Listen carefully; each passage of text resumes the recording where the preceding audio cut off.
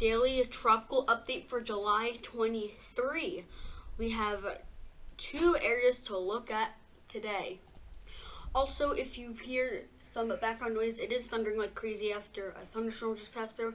Let's go on to Tropical Storm Gonzalo that formed about 9 o'clock this morning. Here's the National Hurricane Center's forecast cone. As you can see, next update, it could be a storm, still a storm, and then by 2 p.m. tomorrow, it'll be a hurricane, and then it'll turn back into a storm as it passes through the Leeward Islands, and then goes into the Southern Caribbean, and then it tracks basically uncertain after that. Here is the wind speed probabilities. As you can see, they are increasing for the the Leeward Islands, almost at the Lesser Antilles.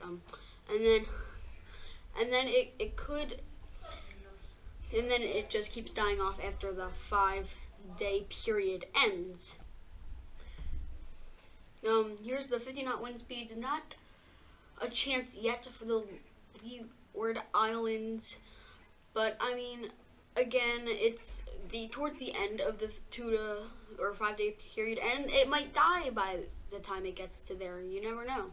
Here's the hurricane wind speed probabilities. Very far away from any land, and then about 5 to 20% chance for this one.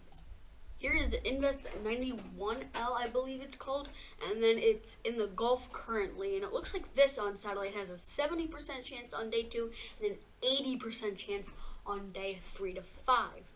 As you can see, some of the very edge of it is in Florida, or that could just be some afternoon thunderstorms kind of very close to the Invest, and then it could become a depression. I don't think a storm, but it could become a storm.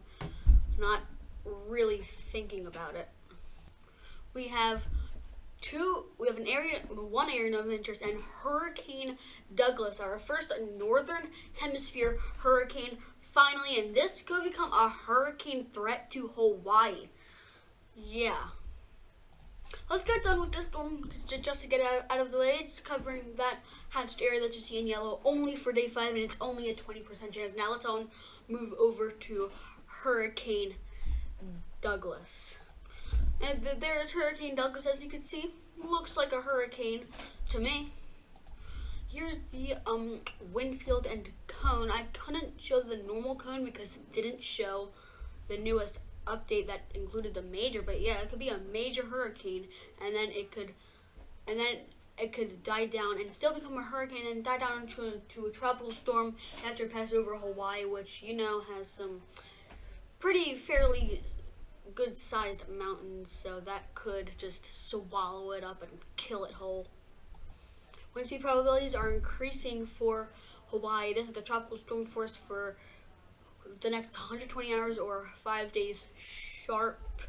As you can see right here, it is a pretty neat pink, and then it just keeps dying down like a typical wind speed probability on a hurricane. Here's the 50-knot wind speeds. There's also pinks on this one, which isn't too typical for a Category 1 storm, but as you can see, it is not as big as Hawaii because it's stronger winds and it's not supposed to be as strong. But you can see there's still a chance, and that could increase as it becomes closer in time.